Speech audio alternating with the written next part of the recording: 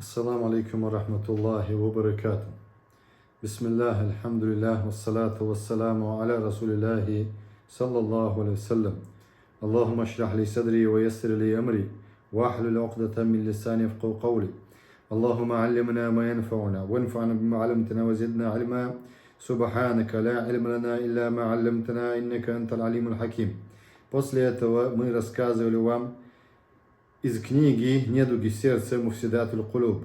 У нас была сегодня лекция из этой книги в Исламском университете Украины онлайн-режиме.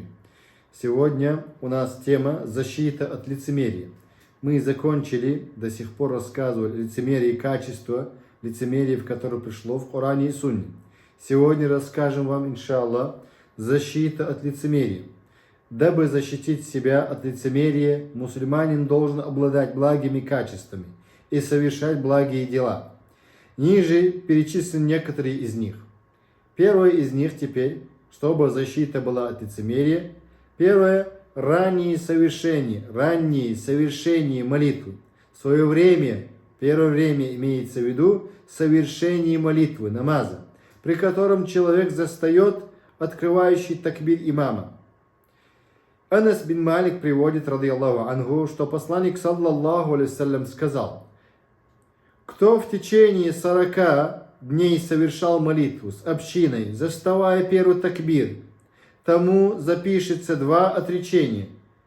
Отречение от огня, отречение от лицемерия. Хадис приводит имам ат-Тирмизи в своем сборнике. Отречение от огня, то есть избавление и спасение от пламени ада. Это же слово употребляют, когда говорят о том, что человек освободился от долга или избавился от болезни.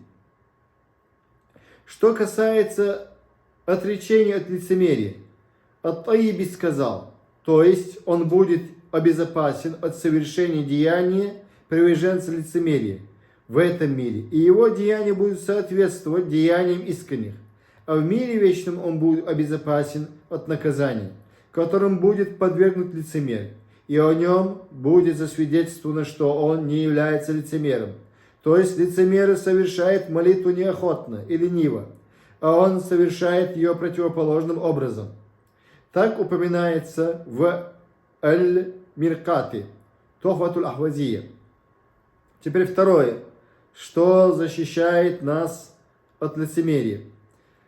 Благонравие. Благонравие, посланник Аллаха сказал в хадисе, саллаллаху алейхи вассалям: «Бу'ithtu лиутамима макарим аль-ахлак». Я был послан для того, чтобы совершить совершенные благие деяния, то есть благие нравы.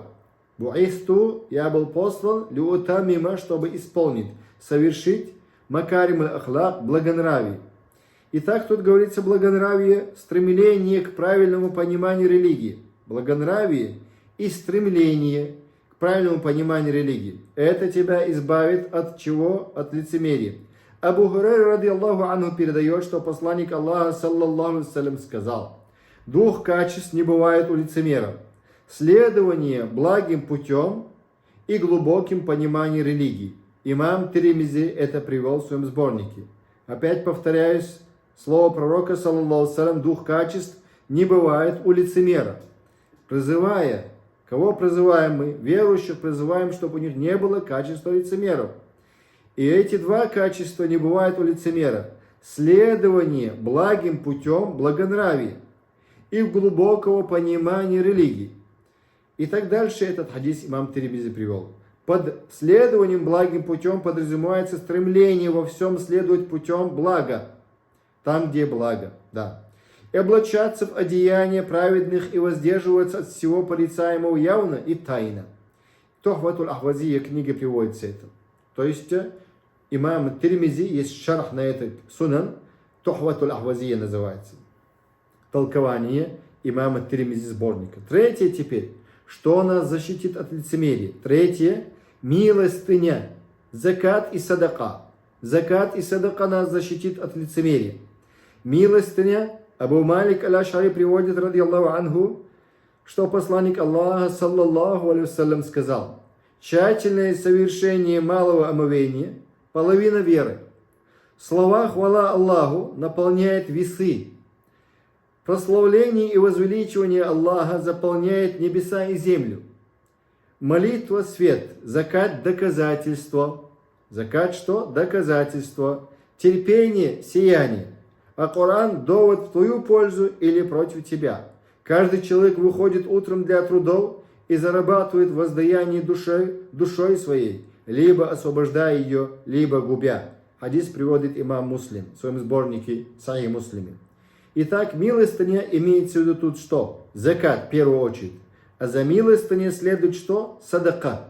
Добровольная закат, добровольная милостыня. Обязательно есть закат у нас и добровольная есть у нас. То есть это милостыня, которую дает человек обязательно. Должен давать, если у него есть, допустим, собрались уровень заката имущества. Будь это, допустим, золото, серебро или деньги, или товарооборот. Если, допустим, дошло до 10 тысяч долларов, тогда 2,5%. Это $250 в год один раз. И так дальше закат, у него есть и обязательства, есть определенные условия, есть обязанности с закатом. Итак, закат что является? Закат, как намаз фард, обязательно он является. Аллах в Коране упоминает нам «Ва акиму ссалата ва ату закат». Выставляйте намаз и выдавайте закат. Это обязательно, как намаз, закат тоже обязательно. И после заката, как желательная молитва, также желательная милостыня есть. Какое? Это садака мы называем ее, не закатом. Милостыня закат – доказательство веры, подающей ее, и лицемер воздерживается от нее, потому что не считает, что обязан подавать ее, и выплату заката считают доказательством действительности веры человека. Имам Навви это приводит. Теперь четвертое, что нас защитит от лицемерия. Дополнительная ночная молитва, сунна намаза, как мы говорим, ночью то, что делается, тагаджуд намаз, ночные молитвы. Катада сказал, в жизни лицемера ночные бдения встречаются редко. Хилья, книга называется Хильят аль-Аулия, там приводится. Причина в том, что лицемер спешит совершить благие дела, только когда его видят люди. Только когда его видят люди. А когда он остается один, у него нет мотива для их совершения. Если человек совершает добровольные ночные молитвы, то это доказательство того, что он не является лицемером, а также указание на искренность его веры. Опять повторяюсь, если человек совершает добровольные ночные молитвы, то это доказательство того, что он не является лицемером, а также указанием на искренность его веры. Потому что его люди не видят ночью, его не видят, быть может, его домочадцы. Он встает ночью и делает намаз, 2 раката тагаджуда, потом еще 2 раката, может быть, тагаджуда, еще 2 раката, 8 ракатов. А если завершает он витром 11 ракат, 3 витрами намазами, тем более еще лучше.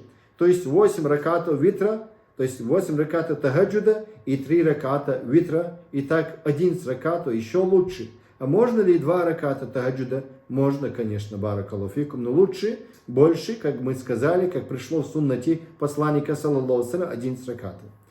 Причина – дополнительная ночная молитва, как мы сказали. Теперь усердие, пятое, что нас защитит от лицемерия. Усердие на пути Аллаха. На пути Аллаха бывают разные методы. Некоторые думают, на пути Аллаха только оружием бывает. Нет, это неправильное понимание, узкое понимание. Узкое понимание.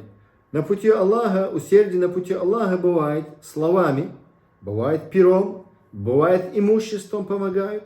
Также на пути Аллаха бывает оружием. Все это вместе пришло. Общество здоровое становится, когда все это вместе.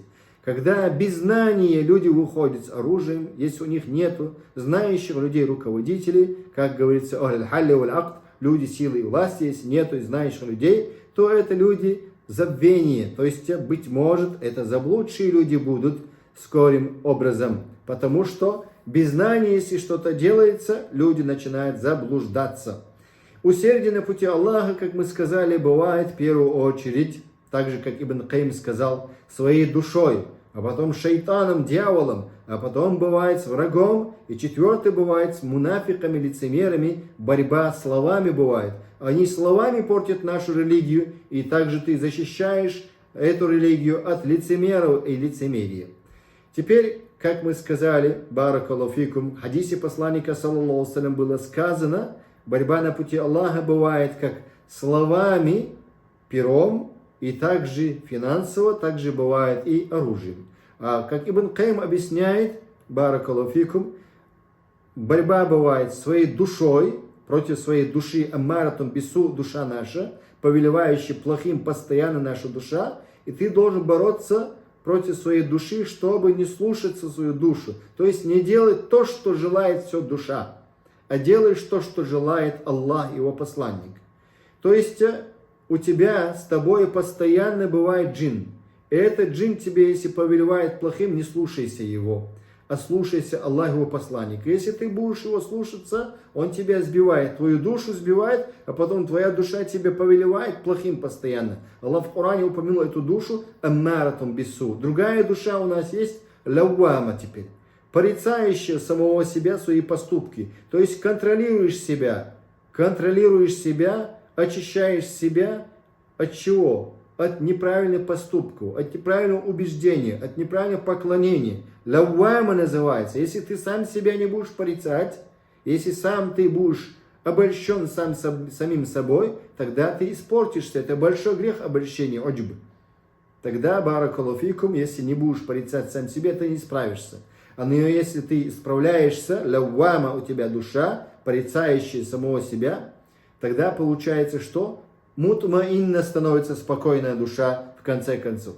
И так дальше, усердие на пути Аллаха. Мы объяснили вам коротко, про душу сказали мы, и 3 вида души мы вам сказали. Также борьба бывает, мы сказали, против себя, своей души имеется в виду, против шайтана, против неверия, против лицемерия.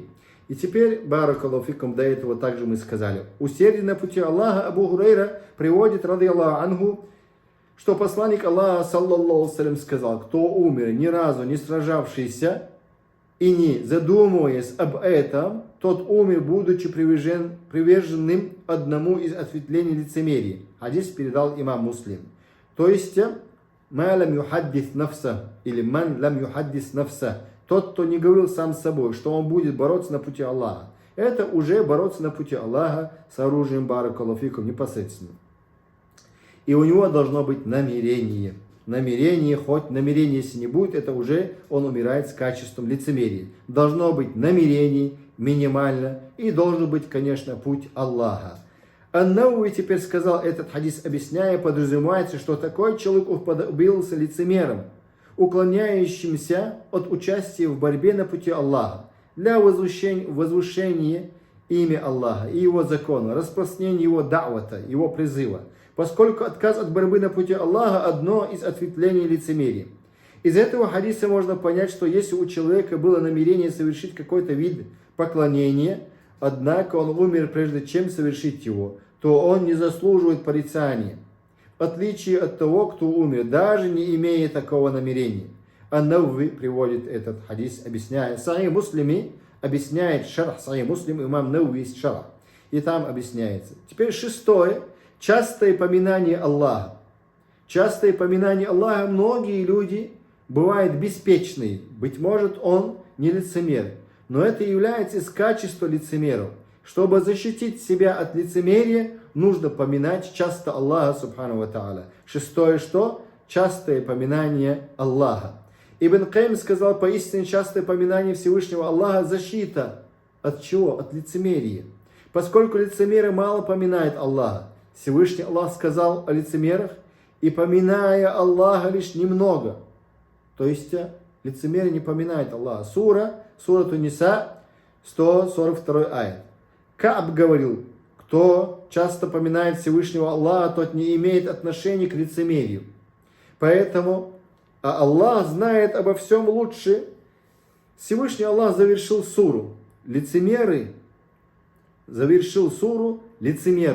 Словами, сурату Мунафикун называется, словами: о вы, которые уверовали, пусть ваше имущество и ваши дети не отвлекают вас от поминания Аллаха, а те, которые поступают так, окажутся потерпевшими убыток. Сура Аль-Мунафикун, аят 9. Это предостережение от искушения лицемеров, которые отвлекались То есть отвлеклись. От чего отвлеклись они? От поминания Аллаха и забыли о нем, и впали в лицемерие. Поэтому нужно поминать Аллаха в свое время. Намаз нужно в свое время делать, не ждать, пока время не выйдет. Также пост – это тоже поминание Аллаха.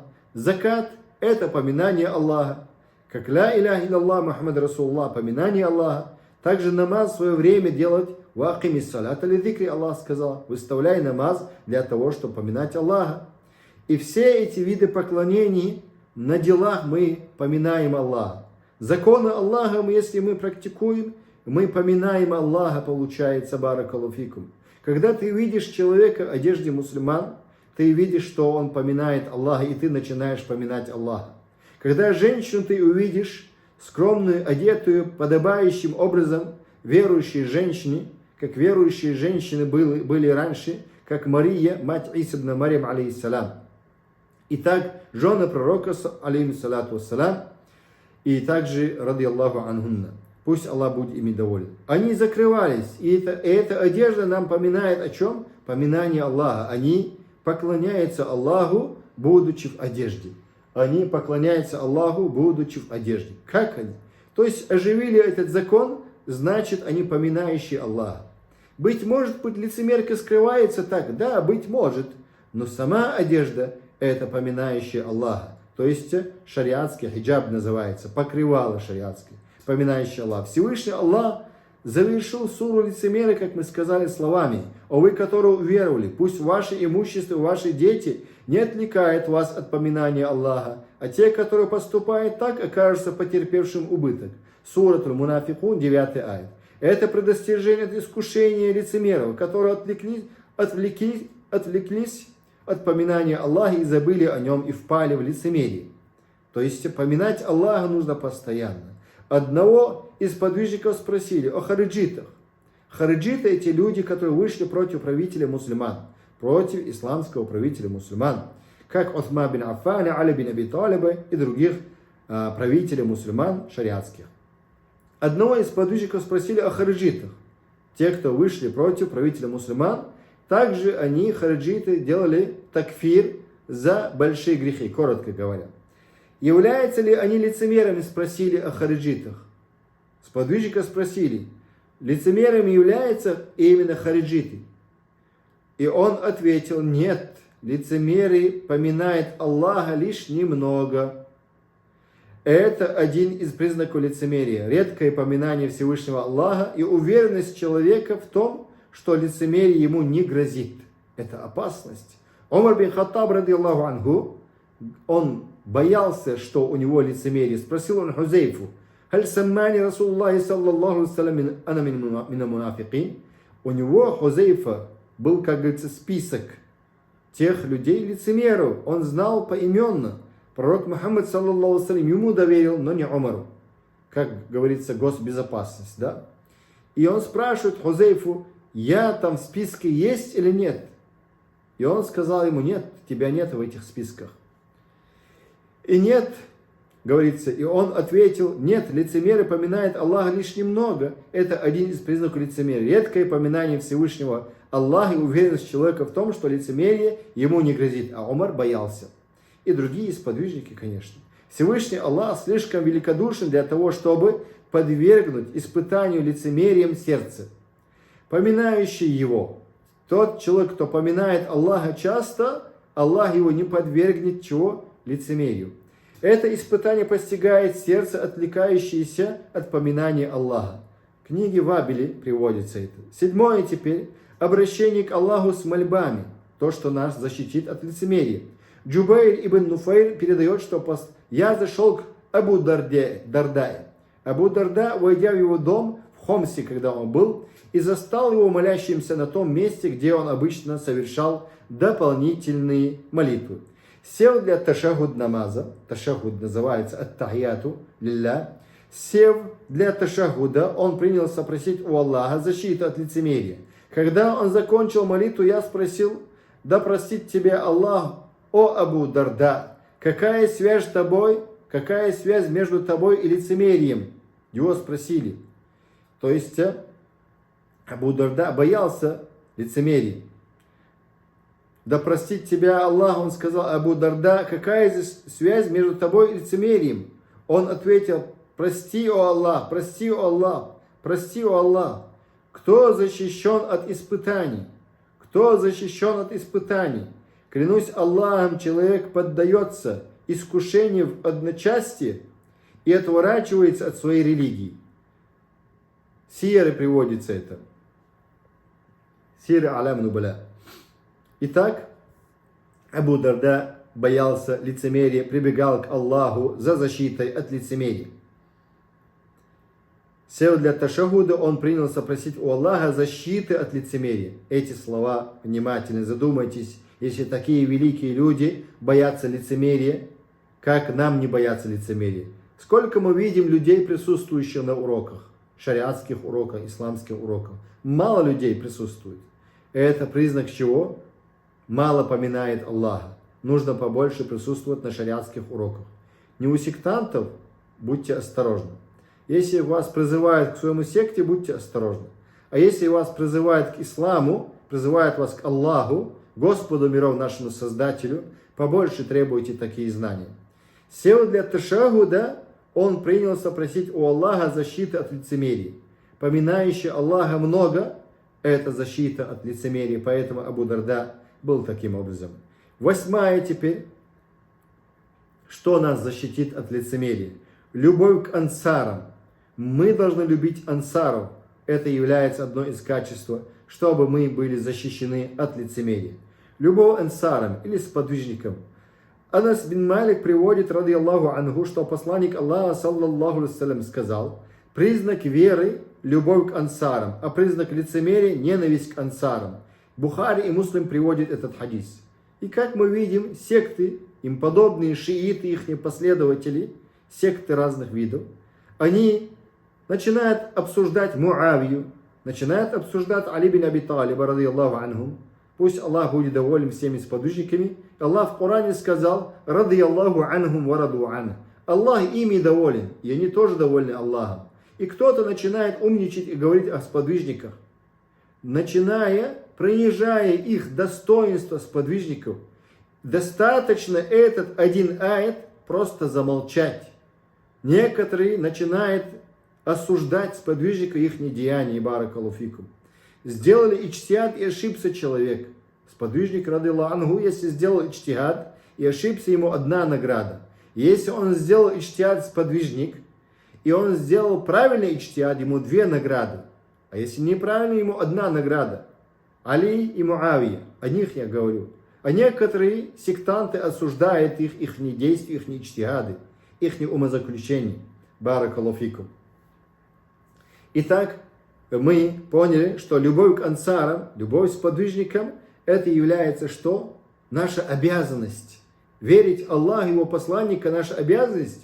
И любить Аллаха и Его посланника – наша обязанность. И любить того, кого любит Аллах – наша обязанность. Как можно не любить их? Как можно их осуждать? Как можно принижать их недостоинство? Баракаллаху фикум. Итак, принижает достоинство, как Муавия, ради Аллаху анху, как некоторые сектанты. И они, вы знаете, наверное, поименно этих сектантов. 9 теперь. 9. Защита от лицемерия. Мы говорили до этого. 8. Любовь к ансарам. В общем, любовь к сподвижникам также. Это является нашей обязанностью, мы сказали. И защита от чего? От лицемерия. А если осуждает, принижает достоинство сподвижников или какого-то сподвижника, знайте, ради Аллаху анхум, Аллах ими доволен, а это у них есть качество лицемеру этих людей, что они, быть может, есть и лицемеры, секта эта, которая осуждает, и их, как говорится, деятели, эти сектантские деятели осуждают передатчиков, как ученые хадисоведы все сказали единогласно, все сподвижники являются аль-адуль, то есть справедливые все они являются. И если сподвижники справедливые все являются, о чем осуждение вообще? Значит, эта секта осуждает Али и Муави, ради Аллаху анху. 9 теперь. Любовь к Али бин Аби Талибу, ради Аллаху анху. Зир передает, что Али бин Аби Талиб, ради Аллаху анху, сказал: клянусь тем, кто расколол зерно и создал душу, не умевший ни читать, ни писать, пророк, саллаллаху саллям, оставил мне завет. Какой завет? Не будет любить меня никто, кроме верующего. И не будет ненавидеть меня никто, кроме лицемера. Субханаллах. Видите, какие слова? Не будет любить меня никто, кроме верующего. Али бин Аби Талиба любит верующий. Пророка любит верующий только. Если пророка Мухаммада, саллаллаху алейхи, не любить, это неверие. И так дальше он говорит, и не будет ненавидеть меня никто, кроме лицемера. Лицемер Абдулла бин Салюль ненавидел пророка, саллаллаху алейхи, в сердце. Но на словах говорил, он любит пророка, саллаллаху алейхи. А Али бин Аби Талиба начали осуждать некоторые люди. И так, как Муавию, как Али. И так это что является, что, баракаллаху фикум, лицемерие является. Узнайте лицемеру ихнее лицо. И это нас защитит, если мы будем любить сподвижников, если мы будем любить ансару, если мы будем любить Али радийаллаху анху. Итак, баракаллаху фикум, отношение мусульманина к лицемерам. 2 страницы, 3 страницы, 4. Это слишком много, поэтому мы, иншаллах, заключением продолжим это на следующем уроке. Если у вас есть вопросы, спрашивайте. Баракаллаху фикум. Отношение мусульманина к лицемерам.